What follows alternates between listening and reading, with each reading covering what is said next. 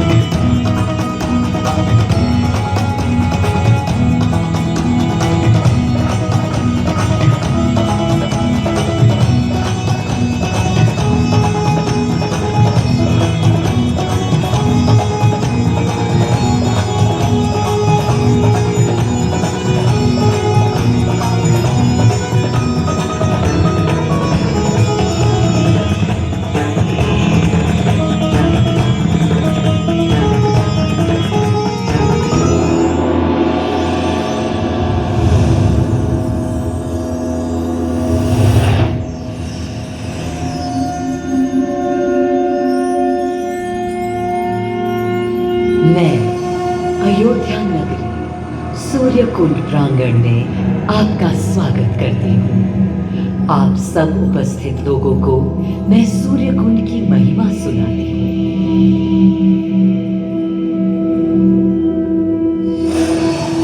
भारत की मिट्टी अनेकों दिव्य आत्माओं की जन्मस्थली है, पर आज मैं आपको कथा सुनाऊंगी भगवान विष्णु के उस अवतार की, जिनके अवतरण से मैं पावन हो गई सदा सदा के लिए।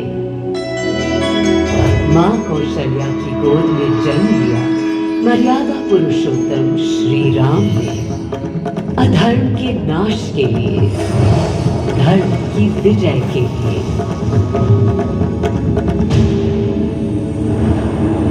किंतु उन्हें अयोध्या त्याग 14 वर्ष के वनवास पर जाना पड़ा।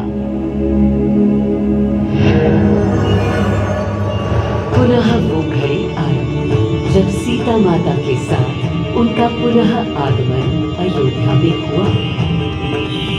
हर्ष था चहुओर और उल्लास था हर दिशा में। वो घड़ी बस आने को थी जिसकी प्रतीक्षा में मैं विद्वान थी। जाने कब से प्रभु राम का राज्याभिषेक बस होने को था। हर कहीं उत्सव था, पर इस उल्लास पर दुविधा की कालिमा छा रही थी। श्री राम प्रसन्न नहीं थे। राज्याभिषेक का कोई उत्साह उनके चेहरे पर नहीं था। उन्हें राज्य का लोभ नहीं था, सिर्फ अपनी प्रजा की चिंता थी।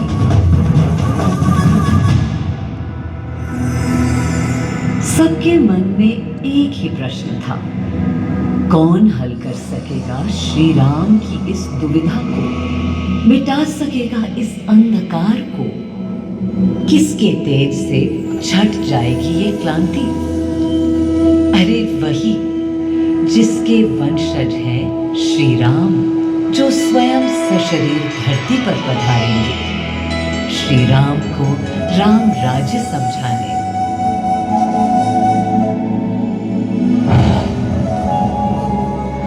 ये गाथा उस शक्ति पुंज की है जो पृथ्वी पर जीवन और सृष्टि का केंद्र था, है और रहेगा। वो अखंड शक्ति स्रोत जो दिशा दिखाता है, सतत अनवरत, जिसने श्री राम का मार्ग प्रशस्त किया, आदि नारायण सूर्यदेव। अयोध्या वासियों को भी प्रभु श्री राम की इस दुविधा का आभास होने लगा था। देखा क्या? तुमने देखा क्या? कितने सकुचाई से श्री रघुवीर थे। पद की प्रसन्नता या दर्द निरत होने का ललक या उमंग कोई कुछ भी तो दिखी नहीं। मुकुट सामने रख कितने अधीर थे। वे तो थे अधीर नहीं, हाँ थोड़े गंभीर थे। सौम्य मुखमंडल पर निर्बलों की पीड़ा थी, दीनहीन असहाय वंचितों का दर्द था। उनके लिए मुकुट अथवा राज सिंहासन वैभव का लोभ नहीं। अब कैसे सुखी दिखे जब तक सुखी सारे लोग नहीं। तब दिशा निर्देशन के लिए श्री राम ने स्वयं सूर्यदेव का स्मरण किया। श्री राम सूर्यदेव का आह्वान करने लगे। क्लांत मन से उन्होंने अपने पितामह को याद किया। मन असमंजस में था उनका। कर्तव्य की सही दिशा उन्हें सूझ नहीं रही थी। क्या उचित है प्रजा के लिए, उनके लिए, वंश के लिए, धर्म के लिए, शांति के लिए? इसी परामर्श के लिए अंतर्मन से उन्होंने सूर्यदेव को पुकारा।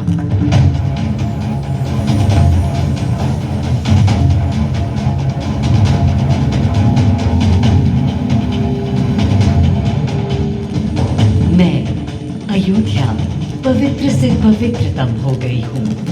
आज स्वयं श्री राम ध्यान रखें, मर्यादा पुरुषोत्तम आवाहन कर रहे हैं। उन सकारात्मक शक्तियों का संचार कर रहे हैं जो उन्हें, मुझे और मेरे यानी अयोध्या के हर निवासी को अनंत काल तक सही दिशा दिखाएंगे।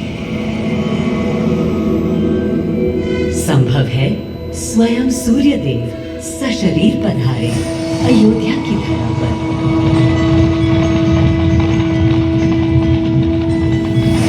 और देखो, श्री सूर्यदेव आने को हैं।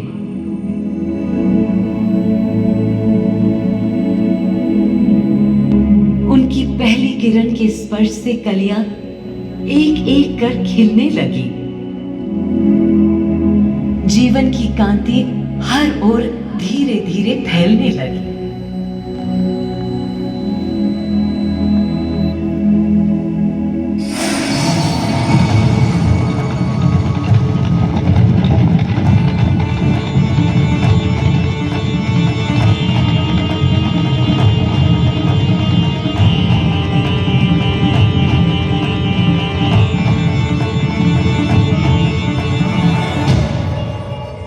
कितना अनोखा दिन है। स्वयं शरीर अपने अलौकिक स्वरूप में पधारे हैं श्री सूर्यदेव नारायण और उनके अधीर मन के संशय मिटाने को। अधीर है या गंभीर है, मैं जानता हूं क्या उनकी पीड़ है।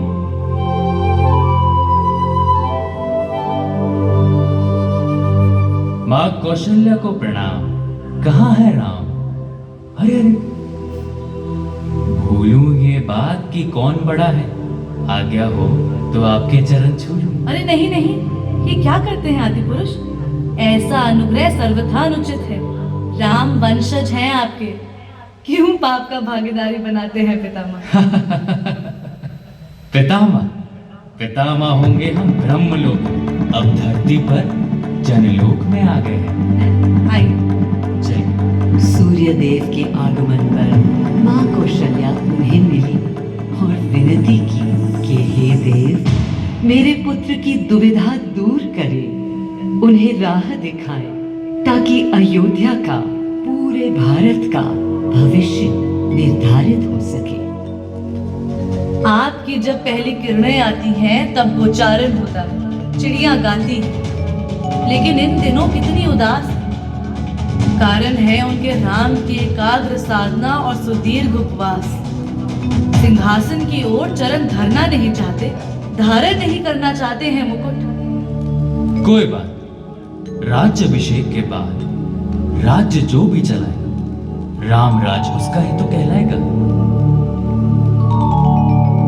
मैं आ चुका हूं तपस्वी राम। मनस्वी राम, अपने नेत्र खोलो।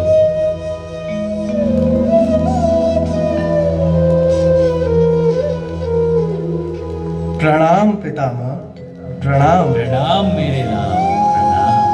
पितामह, राम राज्य क्या है? राम स्वयं पूछ रहे हैं कि राम राज्य क्या है। पुनर्ता नया प्रश्न है। अभी तो आप कह रहे थे जो भी मैं कह चलाएगा। रहा था कि राम राज्य में राम के लिए भी विधान होंगे। आदिदेव, कुछ अनुमान तो मुझे है, लेकिन अब आप बताइए क्या विधान है?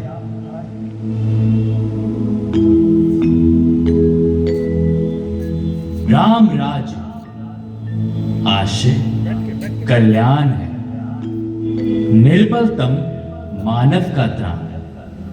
भय हो ना भीति हो, मुख्य राम राजनीति जन जन की प्रीति हो। लोक संरक्षण हो, सत का आभास हो, परमानंद प्राप्ति हेतु मंगल उद्भास हो। प्रेम परम तत्व हो, सब में समत्व हो। दैहिक दैविक या भौतिक संतापों की औषधि अचूक राम बाण है। राम राज्य आशय कल्याण है, निर्बलतम मानव का त्राण है। प्रमोदित अपंतव, आस्था का घनत्व, वैभव विशाल, मेघ करे वर्षा और सदा ही सुखाए। दिशाएं सब मस्त हो, जनपद ये स्वस्थ हो। उपद्रव ना ही और ना कोई आतंक हो। कोई नहीं रंग हो, सुख ही सुख निशंक हो। प्रेम योग धर्म मूल्य प्राण है। राम राज आशय कल्याण है। मां कौशल्या, अभी ये मुकुट मात्र सोने का है। मैं इस मुकुट को राम के साथ सदा उपस्थित होने का बना देता हूं।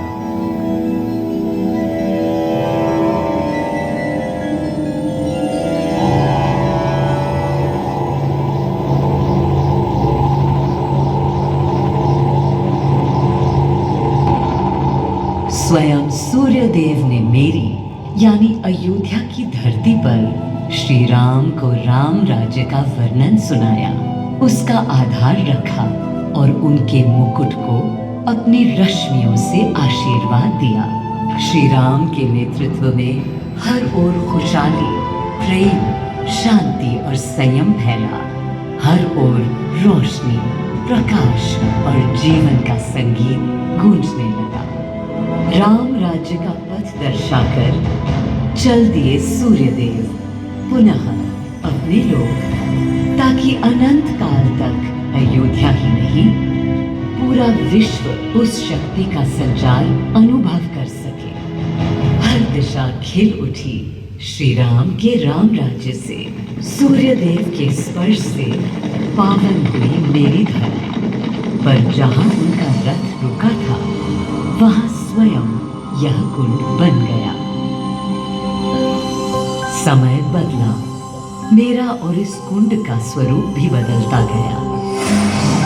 स्कंद पुराण के अनुसार यह स्थल घोषार्क तीर्थ के नाम से भी जाना जाता है।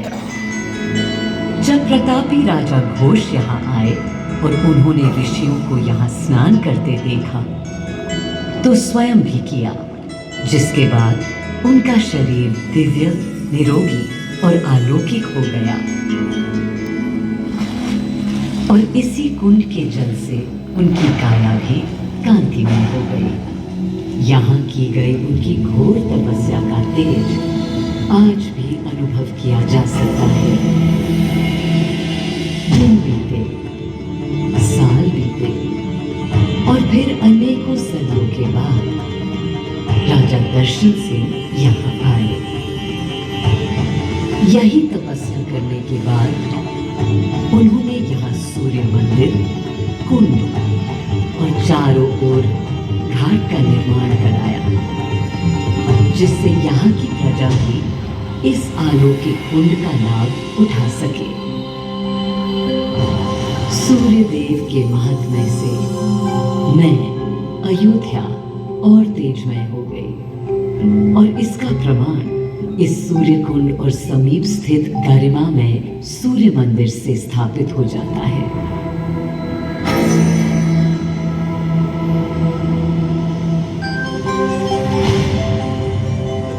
मैं अयोध्या इस हर्ष से फूली नहीं समाती कि मेरी ही धरती पर राम राज्य की आधारशिला रखी गई। आज भी अयोध्या एकता, आस्था और शांति के लिए उदाहरण बनी हुई है।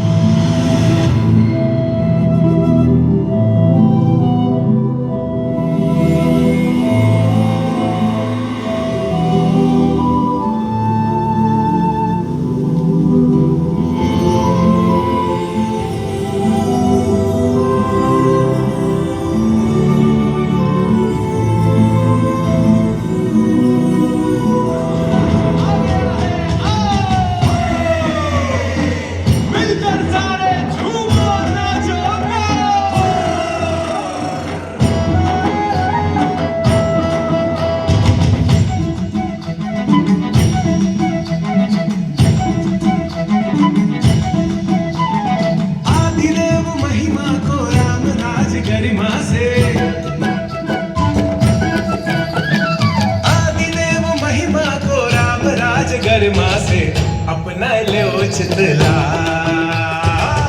अपना ले